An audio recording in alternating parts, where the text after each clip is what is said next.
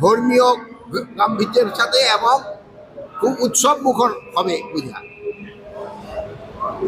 এবং এটার ভিতরে কোনো ধরনের কোনো নিরাপত্তার কোনো সংজ্ঞা নেই।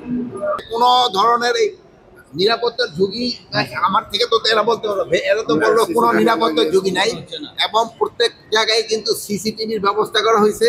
এবং আরেকটা আপনারা জানেন, এবার কিন্তু সব পূজা কমিটির সাথে যেহেতু আমাদের মিটিং হয়েছিল, সেই সময় একটা ইনস্ট্রাকশন দেওয়া হয়েছে যে তারা মণ্ডপ তৈরি করার শুরু থেকেই তারা 24 ঘন্টার নিরাপত্তার ব্যবস্থা করবে, এবং এই জন্য তারা বিভিন্ন গার্ড, মানে আমাদের সরকারি বাহিনী না, তাদের নিজস্ব থেকে তাদের থাকবে, কি জানি বলে, স্বেচ্ছাসেবক থাকবে।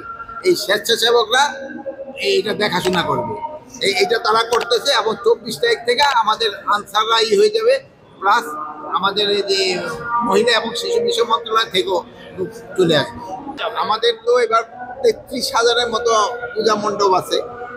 এই সবগুলি পূজা মণ্ডপের জন্যই আমাদের এই ভাইয়েরা তাদের মানে ভলান্টিয়ার রাখবে 7 জন করে, আমাদের আনসার থাকবে 8 জন করে, এবং পুলিশ থাকবে, র্যাব থাকবে, এবং সেনাবাহিনী থাকবে।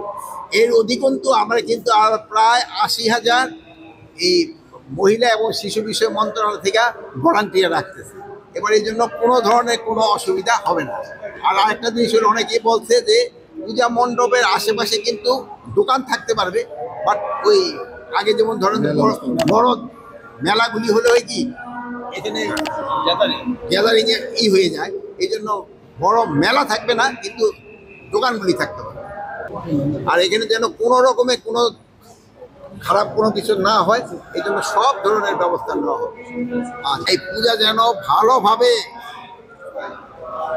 মানে উদযাপন করতে পারে, এবং এটার যেন, এটা কিন্তু একটা ধর্মীয় অনুষ্ঠান, এটার কিন্তু পবিত্রতাও একটা রক্ষা করতে হবে, এবং এই সব ধর্ম মিলে যেন এখানে একভাবে কাজ করতে পারে এই ব্যবস্থা করা হয়েছে।